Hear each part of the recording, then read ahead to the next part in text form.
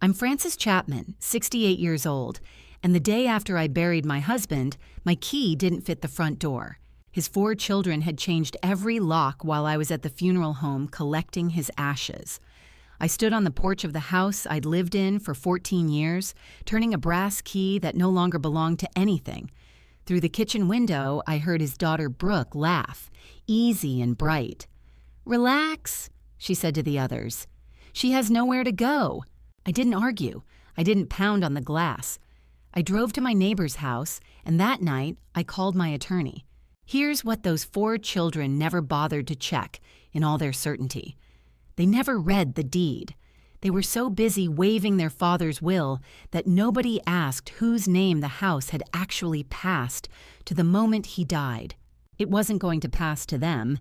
It already hadn't. Stay with me.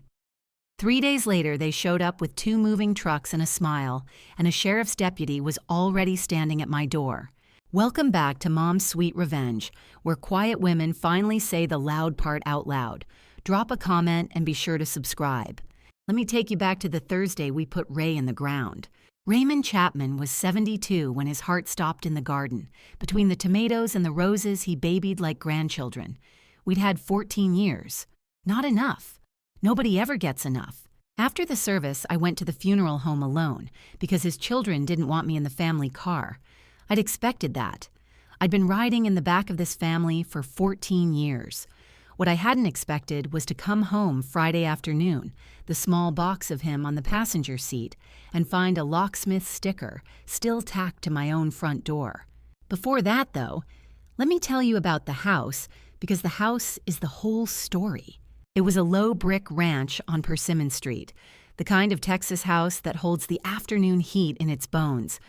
Ray and I bought it together the year we married. I knew that street. I'd sold half the houses on it. Inside, on the little table by the door, his reading glasses still sat folded where he'd left them, one arm open, waiting for a man who wasn't coming back to read the paper. I picked them up. I held them for a long time. 14 years of him lived in that hallway, and his children were about to tell me I'd been a guest the entire time. I set the glasses down gently, then I tried my key, and the lock turned a 1/4 inch and stopped and would not give. I want to be honest about what I walked into 14 years ago, so the rest makes sense. When I married Ray, his kids were not little. Trevor was 27 and already sure of everything. Brooke was 24 and still raw. Garrett was 21, Lacey just 16. Their mother, Carol, Ray's first wife, had died of ovarian cancer 2 years before I came along. I didn't replace anyone. I never tried to. You can't replace a ghost, and only a fool would try to compete with one. But to those 4, I was the woman who showed up after, the one who got the years their mother didn't. I understood it, even when it cut. Grief makes people territorial, and I had walked into the middle of theirs. So I was careful.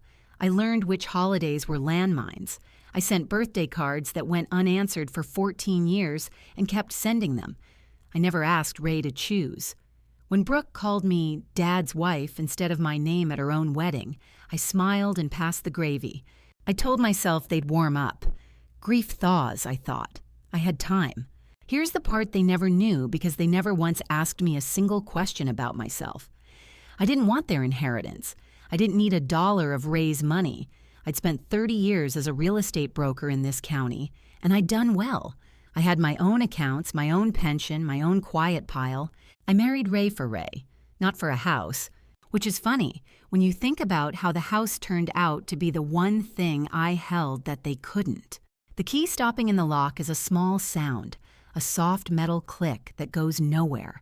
But I knew that sound the way you know a wrong note in a song you've sung your whole life. I tried it again, gentle, then firm, nothing. I stepped back and looked at the door, really looked, and there it was. The deadbolt was new. Brighter brass than the old one, the finish still factory clean. I went around to the side door. New lock. The back slider had a dowel jammed in the track. Even the garage keypad had been reset. My code, the one Ray and I had used for 14 years, blinked red and refused me. They hadn't just locked me out. They'd erased me from the building methodically, room by entrance. Lights were on inside, movement behind the curtains. Someone had ordered a pizza. The box sat on my porch step, still warm like they were settling in for a project. I stood on my own welcome mat. I'd bought that mat, it said gather, which felt like a joke now. And I had a choice to make. I could bang on the glass. I could scream that this was my home, demand to be let in, make a scene the neighbors would talk about for a year. That's what they expected. I think, in a way, that's what they wanted. A hysterical widow at the door is a story you can tell to make yourself the reasonable one. I didn't give it to them. I picked up the warm pizza box, set it on the railing where they'd find it, and walked back to my car with the dead brass key still in my hand. I almost made it to the car. Then the kitchen window cranked open for air, and their voices spilled out into the carport, and I stopped where I stood. They didn't know I was there. That's the thing about people who've decided you don't matter. They stop checking whether you're in the room. Garrett was saying something about the master closet, about how much his dad's tools might bring. Trevor's voice, lower, organized, the voice of a man running a meeting. And then Brooke, light as anything, laughing. Honestly, can we stop worrying about Frances? What's she gonna do? A pause, the clink of a bottle. She has nowhere to go. She'll cry, she'll call somebody, she'll end up in some apartment. It's not our problem. She has nowhere to go. I want you to understand, I'd buried my husband 9 hours earlier. The dirt was still soft on him, and his daughter was in my kitchen, drinking my wine, laughing about where the widow would land. Something happened to me in that carport, not a snap, the opposite of a snap. A great cold quiet came down over me, the kind I used to feel right before a hard negotiation, when the other side had just shown me their whole hand without knowing it. Because Brooke was wrong, not unkind, well, yes, unkind, but more importantly, wrong. Factually, provably, on paper wrong.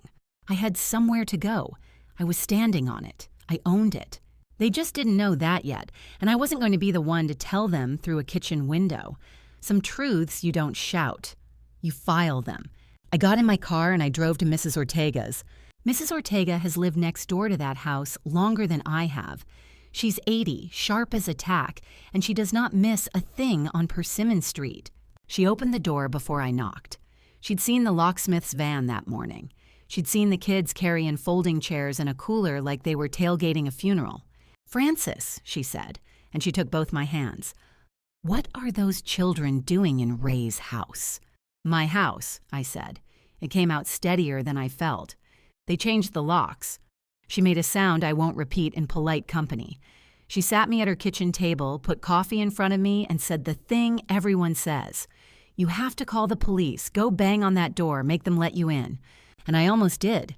The animal part of me wanted to. But I'd spent 30 years watching people lose everything by acting from the animal part instead of the patient part. "No," I told her.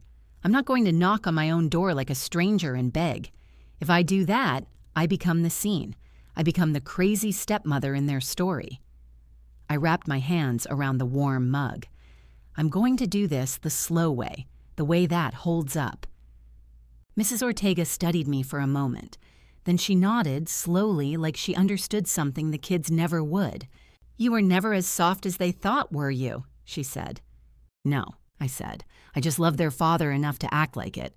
She let me use her phone. It was nearly 9 at night. I called Diane Pruitt anyway. While the phone rang, let me tell you why I wasn't afraid. For 30 years, I sold real estate in this county. Before that, I worked 4 years in a title office, the windowless back room where the actual ownership of things gets decided. I have sat at more closing tables than I can count. I have watched grown men weep over a misplaced comma in a legal description. I know in my bones that a house does not belong to whoever feels the most entitled to it.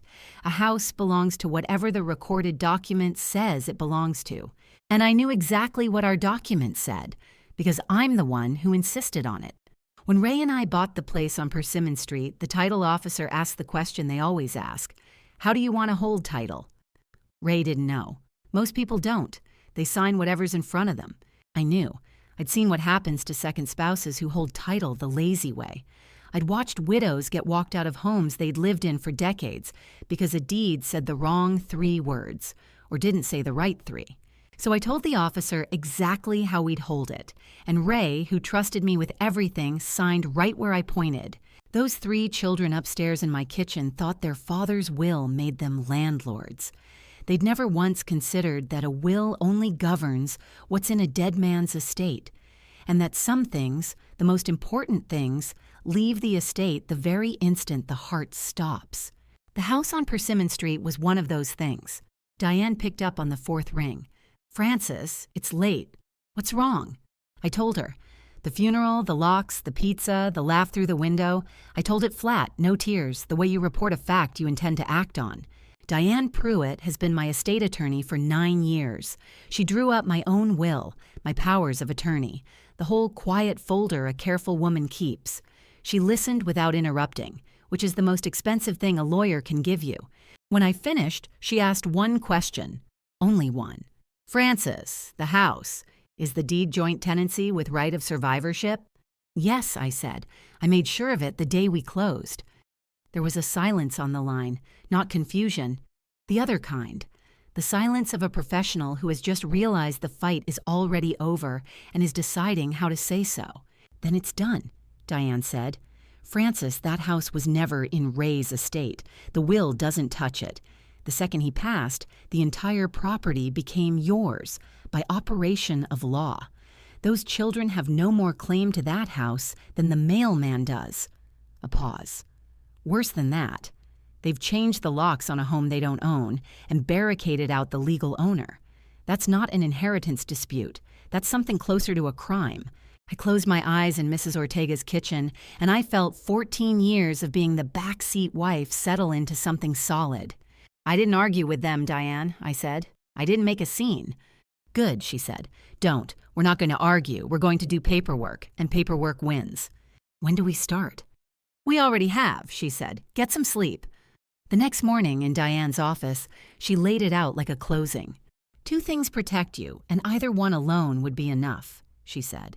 "Together, they're a wall." She held up one finger. "Right of survivorship. The deed names you and Ray as joint tenants with right of survivorship. That's not a sentimental phrase. It's a legal trapdoor. When one joint tenant dies, their share doesn't go into the estate, doesn't go to the will, doesn't go to the kids. It evaporates and reappears in the survivor. You, instantly, no probate.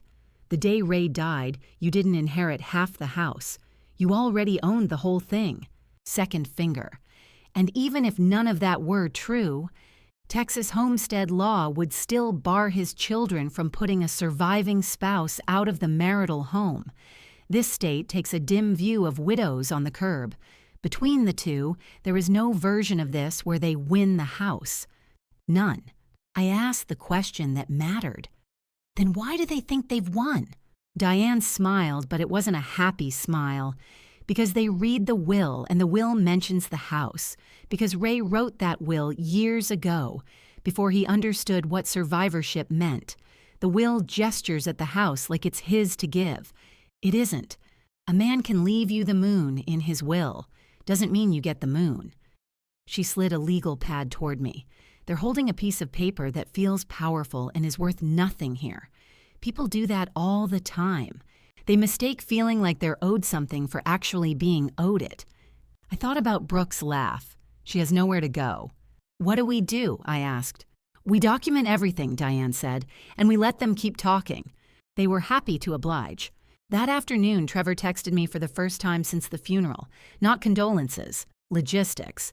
"Frances, we know this is hard. Dad would want the house to stay in the family. You can come by Sunday between 2 and 4 to collect personal items. After that, the locks stand. Let's keep this civil." Civil. He'd locked a grieving woman out of her home, and he wanted to keep it civil, by which he meant quiet, by which he meant easy for him. I didn't reply. Diane was very clear on that. "Every word you send becomes their evidence, and none of it helps you. Silence is a position, Frances. Hold it." So I held it, and they filled it. Garrett, of all of them, changed the Wi-Fi password and texted the new one to the family group. forgetting or not caring that my phone was still on the account and got the message too. A small, stupid, telling cruelty. They were nesting, picking paint colors in their heads. Brooke posted a photo to her page from my back patio, Ray's garden behind her, captioned, "Healing in Dad's space. Family is everything. Family is everything." Posted from a chair I'd bought in a yard I owned by a woman who'd laughed about where I'd sleep. I screenshotted all of it and sent it to Diane, who filed it away like a woman loading a dishwasher. Calm, methodical, each piece in its slot. "They think the quiet means you've given up," she said on the phone that night. "Let them keep thinking it. I'd be lying if I painted them as cartoon villains. They weren't. That's what made it hurt, and it's also what made me slow down instead of speeding up." Brooke was the one who cut deepest. So let me tell you about Brooke. She was 24 when her mother died. She'd done the night shifts at the hospice, spooned ice chips, held the hand. She'd earned her grief the hard way. And then 2 years later, her father came home glowing about a real estate agent named Francis, and to Brooke it must have looked like a betrayal with a casserole dish. It wasn't. Ray had been alone 2 years and was allowed a second life. But you can't argue a 24-year-old out of feeling her mother had been swept off the mantle. I knew that. For 14 years, I'd absorbed Brooke's coldness because I understood where it was quarried. Trevor was simpler and sadder. I'd learned, through the county grapevine I never fully left, that he'd refinanced his own house twice and was underwater. He needed Persimmon Street the way a drowning man needs a board. Not love, math. Garrett followed Trevor the way he always had, and Lacey. Lacey had been 16 when I married her dad, young enough that I'd packed her lunches for a year while she finished high school. Of the 4, she was the only one who'd ever called me by my name. I tell you this not to excuse what they did. Changing the locks on a widow is not softened by a sad childhood, but I needed to remember they were people, not monsters, because I was about to use the full weight of the law on them, and I wanted to do it cleanly, not cruelly. Diane gave me one rule above all others. Do not break into your own house. It sounds backwards. It's the most important thing, she said. You own it, but they're occupying it. And if you force a door or climb a window, you hand them a story where you're the aggressor, she explained. We don't need a story. We need a record. You are going to walk in the front door in daylight, escorted by a sheriff's deputy, holding a deed, not a minute before. So instead of fighting, I gathered. I went to the county clerk's office, a building I'd practically lived in for 30 years, and pulled the recorded deed, certified copy, Ray's seal. Joint tenants with right of survivorship, recorded the same week we'd bought the place. My name typed right beside Ray's. I pulled the homestead designation, I got Ray's death certificate, 3 certified copies, because the world runs on certified copies. I put it all in a manila envelope. Plain, unremarkable. The most powerful object I would own that month, and it looked like something you'd toss in a junk drawer.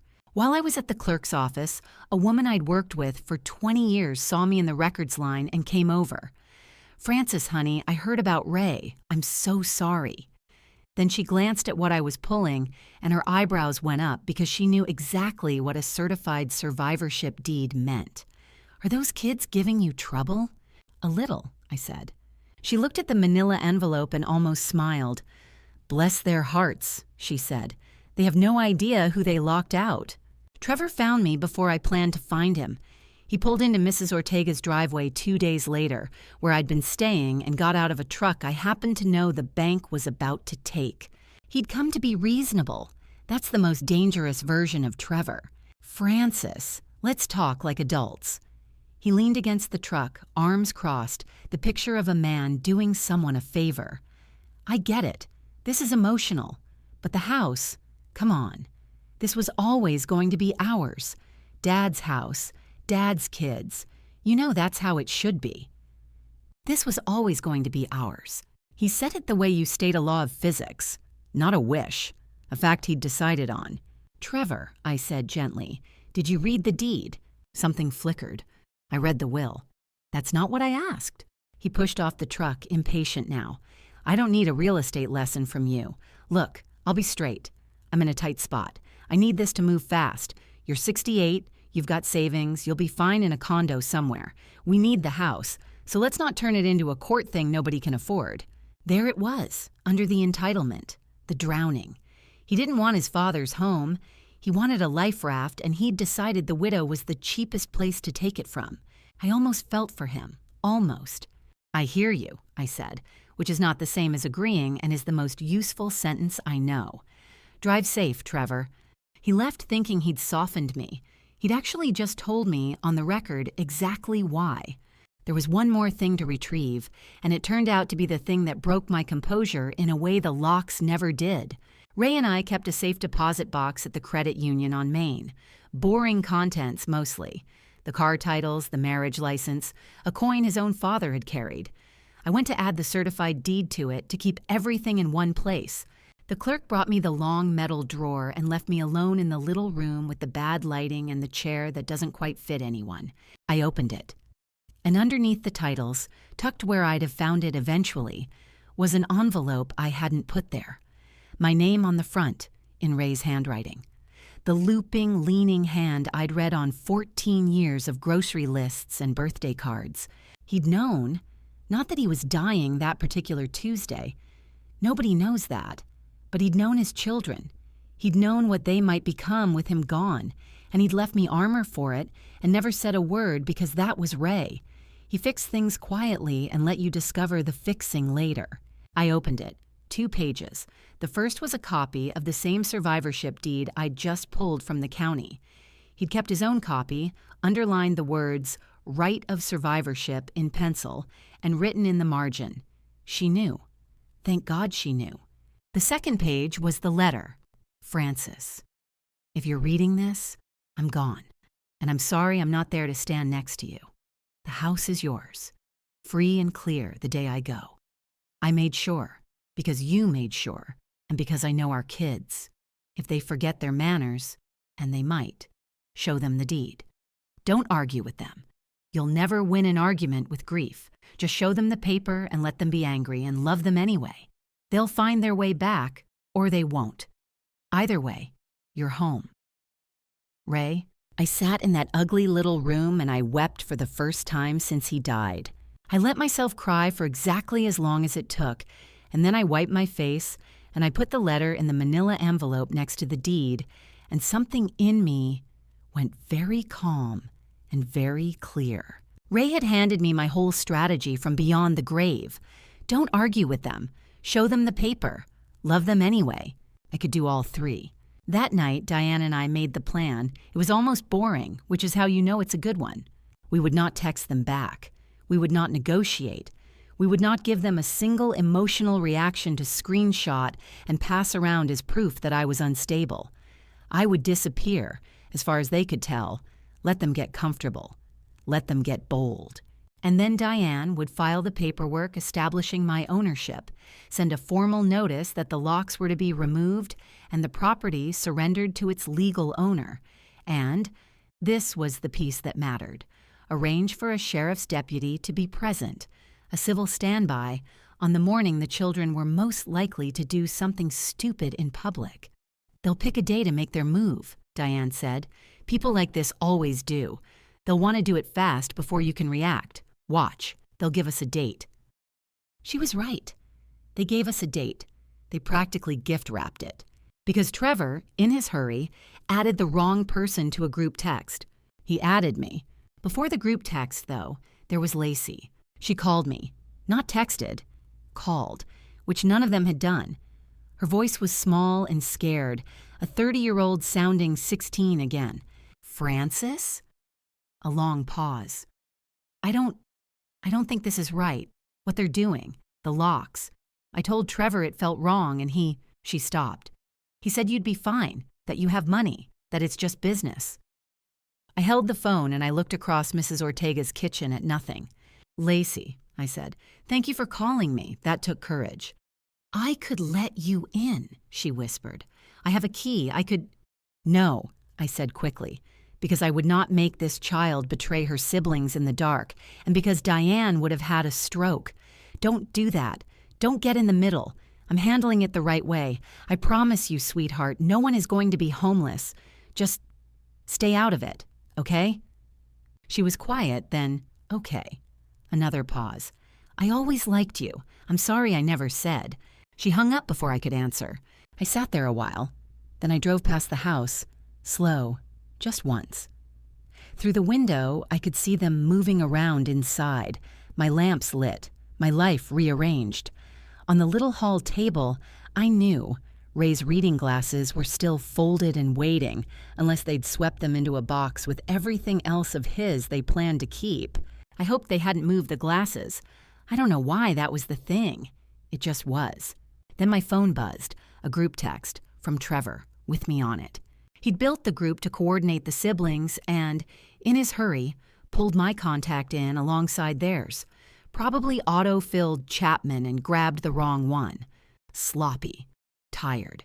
People in a hurry leave doors unlocked. I read it the way Diane had taught me, calm, twice. Okay, team. Trucks booked Saturday 9 a.m. 2 of them should be plenty. Plan. We load Dad's stuff we're keeping. Box up whatever's hers. Set her boxes at the curb. Quick and clean. If neighbors ask, we say she's downsizing and we're helping. Be done before lunch. Don't engage with her if she shows up. We keep it positive, we're just a family helping out. Box up whatever's hers. Set her boxes at the curb, before lunch. They were going to move me out of my own house on a Saturday morning in front of the neighbors, with a smile and a story already written. She's downsizing. We're just helping. A family helping out. I forwarded it to Diane without a word of commentary. None was needed.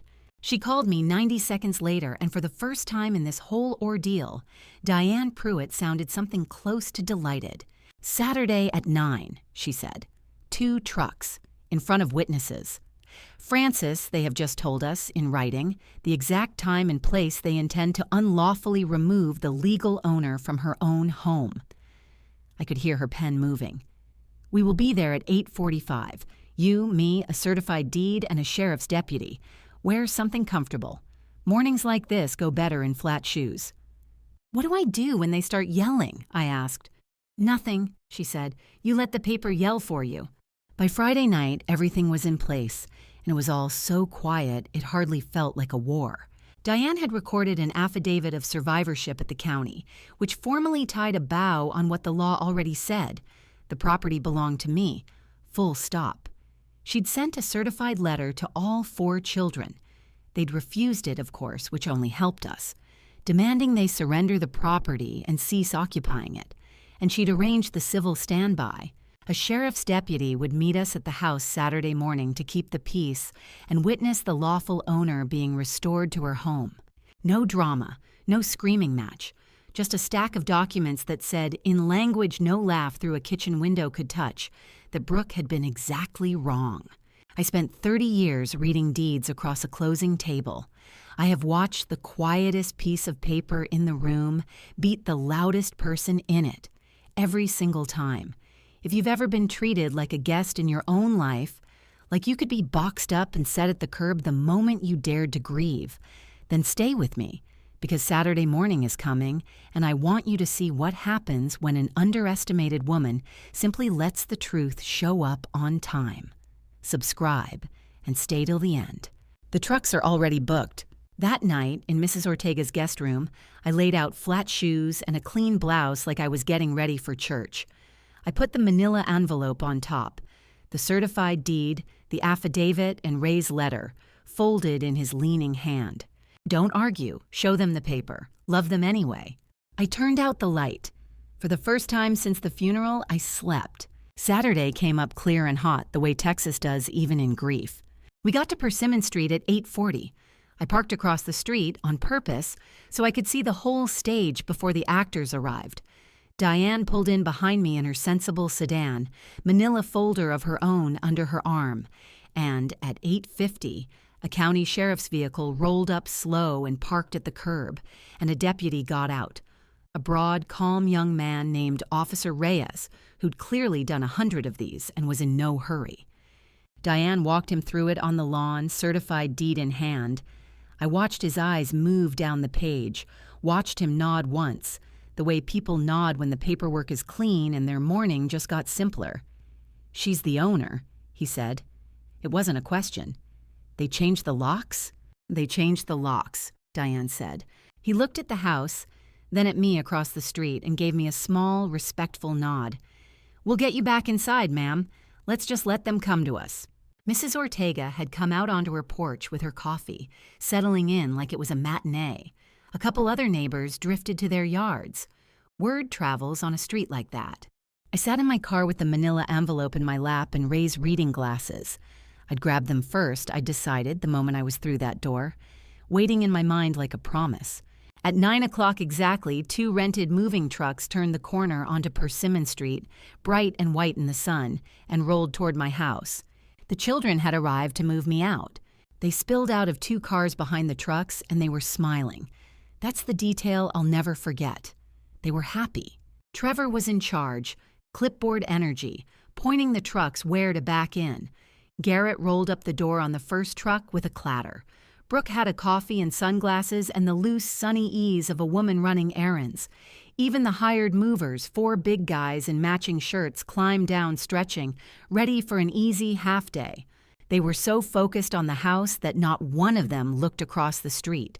Not one of them clocked the sheriff's vehicle at the curb, or Diane on the lawn, or me in my flat shoes getting out of my car. "Okay," Trevor called, clapping his hands. "Dad's tools and the good furniture go in truck 1. Her stuff—" He actually gestured at the house like my whole life was a pile to be relocated. "Box it fast and stack it by the mailbox. We want it at the curb before the neighbors are really up." "They're up, Trevor," Mrs. Ortega said loudly from her porch and sipped her coffee. He laughed it off. Brooke laughed too, that same light laugh from the kitchen window, and called over, "Morning, Mrs. Ortega. Just helping Francis downsize." And then she turned, still smiling, and finally saw me standing at the end of the driveway. The smile held for a second out of pure momentum. Then it began to fade, slowly, as her eyes moved past me, to Diane, to the certified folder, and to the broad, calm shape of Officer Reyes stepping out of his vehicle and settling his hat onto his head. "Trevor," Brooke said. Her voice had changed. "Trevor." Trevor turned, annoyed at the interruption, and his face did the thing faces do when the floor of a plan drops out. He had his new brass key in his hand, the key to the locks he'd installed on my house. He'd been about to walk up and open my front door like a man who owned it. Officer Reyes walked up the driveway unhurried. "Morning, folks. Who's in charge here?" "I am," Trevor said, recovering, puffing back up. "This is my father's house. We're a family handling family business. There's no problem here, officer." "Whose name's on the deed?" Reyes asked. "Pleasant. Just a question." Trevor blinked. "It was my father's house. He passed. We're his children." "That's not what I asked." Reyes said it the same way I had 2 days before, to the same man. Some questions only have one real answer, and Trevor didn't have it. I stepped forward then, the manila envelope in my hand, and I kept my voice as level as the morning was hot. "Morning, Trevor," I said. "You'll want to hear the deputy out before you use that key." He stared at me. All 4 of them did now. Trevor, Brooke, Garrett, and Lacey hanging back by the second car, her arms wrapped around herself. The movers had stopped, sensing the weather change, looking between us like men who'd very much like to not be part of whatever this was. "This is ridiculous," Trevor said, but the certainty had leaked out of it. "Francis, what is this?" "This," Diane said, stepping up beside me with her folder, "is the part where someone finally reads the deed." Officer Reyes took the certified copy from Diane and held it where Trevor could see it, though I doubt Trevor read a word. Some people can't when the ground is moving. "Let me make this simple," Reyes said in the flat, kind voice of a man who does this for a living. "This property is recorded to Francis Chapman as surviving joint tenant. That means, as of the day Mr. Chapman passed, she is the sole legal owner of this home. Not the estate, not the will, her." He looked around at the 4 of them. "You change the locks on a house you do not own and excluded the owner. That's not a family disagreement, folks. That's unlawful. Right now, The only person with the legal right to walk through that door is standing right there." He nodded at me. The driveway went very quiet. Even the cicadas seemed to pause. Then Diane stepped in with the documents, calm as a teacher handing back a test. "Each of you is being served notice today. The property is to be surrendered to Mrs. Chapman immediately. You'll have a supervised window to remove your own personal belongings. Yours, not hers, and not your father's, which are now her property. If you refuse to leave, the deputy can escalate this from a civil matter to a criminal one. Trespass. Possibly burglary, given the forced exclusion of the owner. I'd strongly advise against that." She handed Trevor the top page. He took it the way you take something hot. "You can't," Garrett started. "She can," Rhea said. "It's already done. It was done the day your father died. You just didn't know it." And I watched it land on all four of their faces at once. The realization that they had never, for one single second, been the owners of anything. I opened the manila envelope then because Ray told me to. "Show them the paper." I took out the certified deed with its raised seal, and I read it to them the way I'd read 1,000 legal descriptions across a closing table.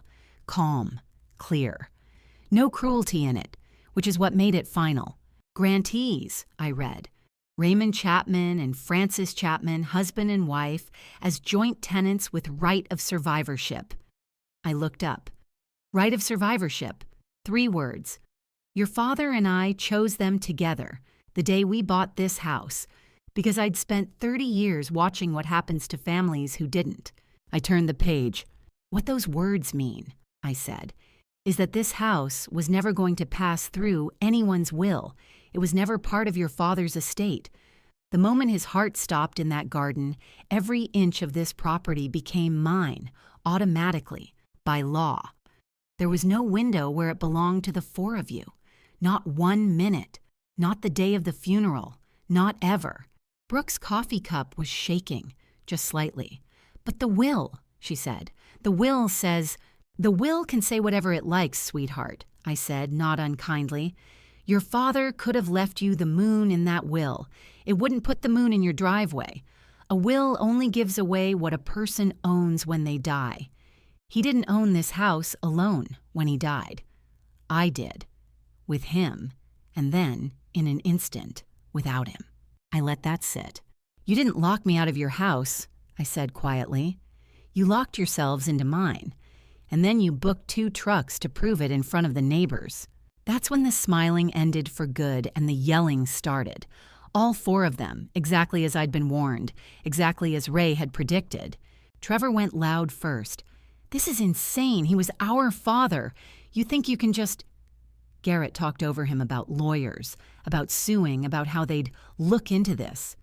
Brooke's voice climbed over both, cracking now. "She has nowhere to go," Brooke shouted. At the deputy, at the neighbors, at the sky. "This isn't fair. She has somewhere. She has money. This is our family home. She has nowhere." She ran out of the sentence partway through because even she could hear how it sounded now. I waited until the worst of it broke, the way a wave breaks and pulls back. I didn't raise my voice. I have learned that the person who stays quiet while 4 people scream is the person everyone in the driveway is actually listening to. "Brooke," I said when there was room for it. "Honey, look around the driveway." She didn't want to, but she did. "For 3 days," I said, "I heard that I had nowhere to go. I heard it through my own kitchen window the night I buried your father." I looked at each of them, slow.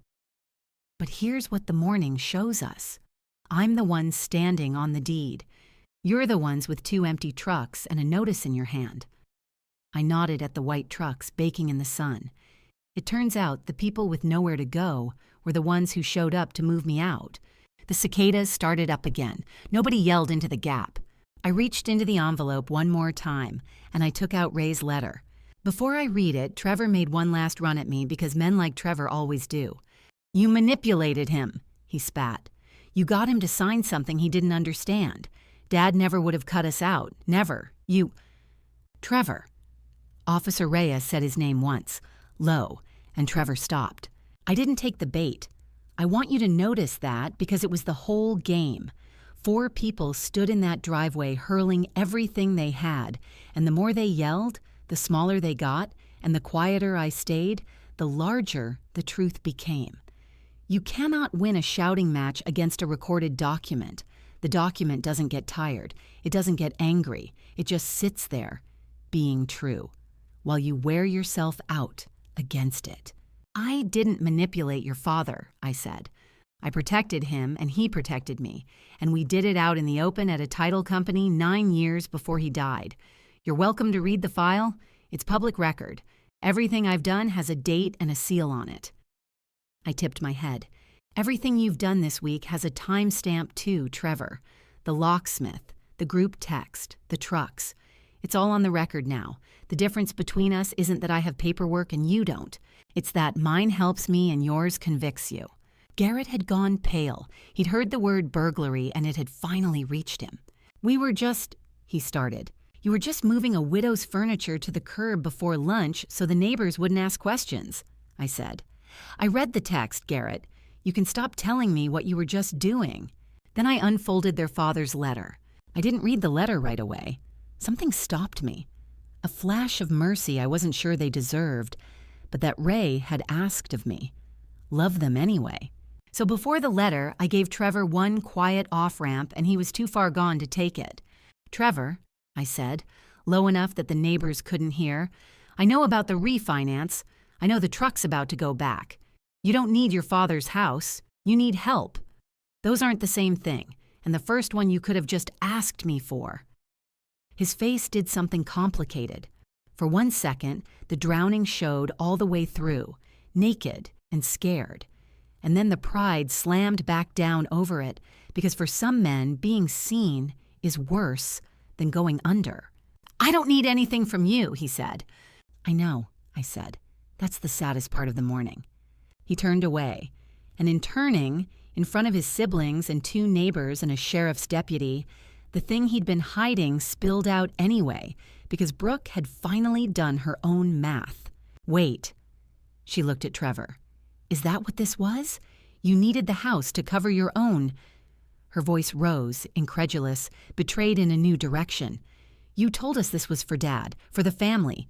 You needed it for your loan? Trevor didn't answer. He didn't have to. The whole driveway had heard the shape of it. And just like that, the alliance that had changed my locks cracked down the middle.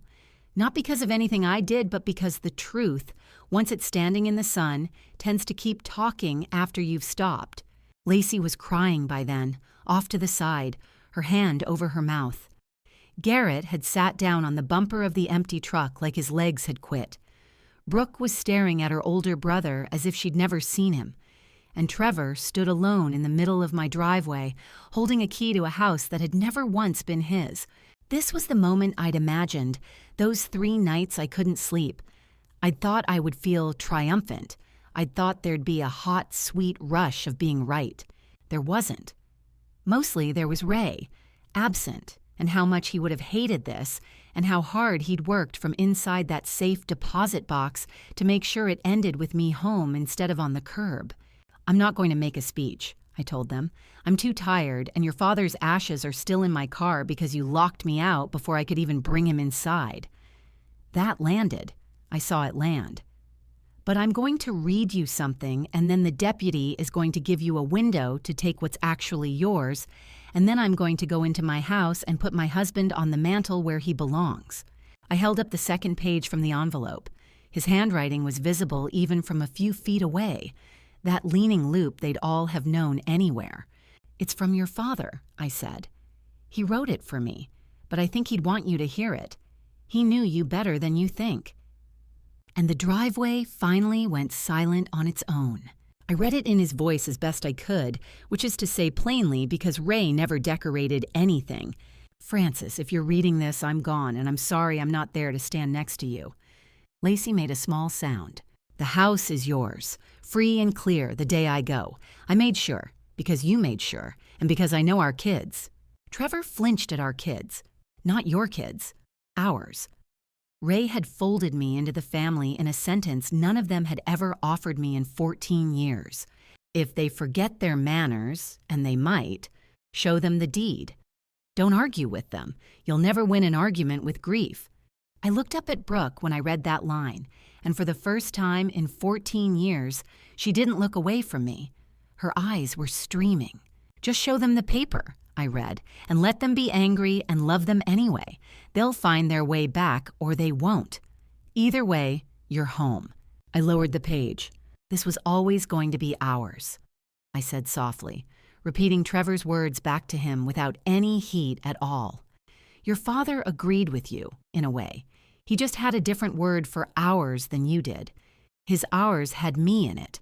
Nobody spoke. The trucks ticked in the heat. Somewhere down the block, a sprinkler came on. Ray had reached out of the ground and disarmed his own children with 11 sentences, and not one of those sentences was cruel. He told me to love them anyway. Standing there, watching them come apart, I found that I still could. That was his last gift, maybe. He left me the house, but he also left me the grace to keep my heart. Officer Reyes let the silence do its work, and then he stepped back in, because grace is mine to give, but the law still had a morning to finish. Here's how this goes, he said. Mrs. Chapman is the owner. She's being generous, which she doesn't have to be. You've got 2 hours supervised to take your own personal items, clothes, your own things you brought in this week, not the furniture, not your father's tools or belongings. Those are hers now. He gestured at the 2 white trucks. And you can take these back empty. You won't be loading them today. 2 hours, Trevor repeated hollow. 2 hours, Reyes said. Or we do this the other way, and the other way comes with a booking photo. Your call. They chose the 2 hours. Of course they did. The fight had gone out of them the way air goes out of a tire. Not a bang, just a long, sad hiss, and then a vehicle that won't roll.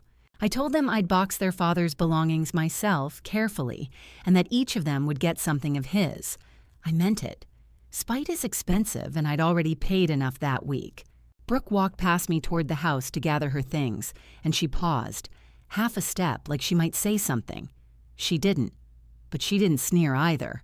For Brooke, a non-sneer was practically an embrace. I'd take it. I stood in my own driveway and watched 4 grown children I had tried to love for 14 years carry their own bags out of my house, while 2 empty trucks waited to take nothing anywhere. It wasn't a victory. It was just the truth, finally standing where everyone could see it. Here's how 4 people leave a house that was never theirs. Trevor left first, fast, jaw tight, already on his phone to someone, a lawyer who would tell him the same thing Diane had, or a bank that wouldn't wait. He didn't say goodbye. Men like Trevor can't, because goodbye means it's over, and over means they were wrong. Garrett mumbled something that might have been sorry and might have been Saturday, and couldn't look at me, and followed his brother. Brooke cried the whole time she packed, and at the door she stopped in front of me and opened her mouth and closed it, and finally said, thick, "He really wrote that? About me?" I said yes. She nodded, hard, and left without another word. It wasn't an apology, but it was the first time in 14 years she'd asked me a real question, and that's where roads back tend to start. Lacey was last. She didn't carry a bag. She came to me in the empty hallway and she looked at the little table where Ray's reading glasses still sat, untouched, exactly where he'd left them. They hadn't moved them after all. And she started to cry again. "They never even moved his glasses," she whispered. "No," I said, "they didn't." I picked them up, folded them closed, held them to my chest. "I always liked you, Francis," Lacey said, the second time she'd told me. Could I call you sometime? Not about the house, just a call." I told Lacey yes. Then I let her go, and for the first time in 3 days, I was alone in my own house. I called a locksmith that afternoon. My locksmith, the one I chose. He pulled out Trevor's bright new deadbolts and put in locks that answered to me. When he handed me the new keys, warm from his hand, I closed my fist around them and felt something unclench in my chest that had been tight since the kitchen window. "Somebody lock you out?" he asked, making conversation. "They tried," I said. I boxed up the kids' things that they hadn't taken. A jacket, some chargers, a phone left on the counter. and I set the boxes neatly on the front porch, labeled with their names in my own handwriting, the way I'd labeled their birthday cards for 14 unanswered years. Whatever else happened, no one would ever say I'd thrown their belongings at the curb. I'm not the one who does things at the curb. Then I went back inside, and I locked my own door from the inside with my own key in my own house. And I took Ray's ashes out of the car at last, and I carried him home. That was a few weeks ago. The house is quiet now, and it's mine, and the quiet is the good kind. Trevor lost his own house in the end. The loan came due, and there was no widow's home to plug the hole with, and the bank took it, the way I'd known they would. I felt no triumph in it. I'd offered him help in the driveway, and he'd chosen pride. You can't save a man who'd rather drown than be seen reaching. I kept my word about Ray's things. I mailed each of the 4 children something of their father's. Trevor got his dad's watch, Garrett, the tools he'd been so eager to price. Brooke got her mother's wedding ring, which Ray had kept in a drawer for her all these years and never known how to give. And Lacey got the coin Ray's own father had carried because she was the one who still knew how to say my name. No long letters. I'd learned that from Ray. You don't argue with grief, and you don't lecture it either. You just hand it something true, and you let it find its own way. Lacey did call, a week later, then again. The 3rd time, she asked if she could come by. I made coffee. She sat at my kitchen table, the same kitchen where her sister had laughed that I had nowhere to go, and she cried a little, and we talked about her father, and it was almost like having a daughter. When she left, she hugged me at the door, and I hugged her back, and then I said the one thing I needed to say, gently, because boundaries spoken gently are still boundaries. My door is open to you, Lacey, anytime, for coffee, for holidays, for whatever you need. I held her eyes, but it is not open to a moving truck, not ever again. Those are 2 different doors, and I'll only ever keep one of them unlocked for this family. She nodded. She understood. Coffee, she said, just coffee. Grief will take a great deal from you. Your person, your plans, the sound of a key that used to fit, but it cannot sign away what is already yours. And the calmest person in the driveway, I've learned, is almost always the one quietly holding the deed. That's my story. If you love someone, find out whose name is on the deed. Today, while you can still ask. Not after the funeral. Do it this week. Share this with someone who needs to hear it. Comment, subscribe, and I'll see you in the next one.